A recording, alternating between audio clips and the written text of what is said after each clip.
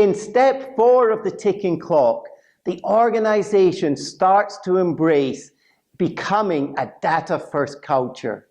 The better the data, the better the decisions. Within your organization, how are you starting to capture the data, share it? How are people using it to make it come alive? And most importantly, making better decisions to deliver to your customers.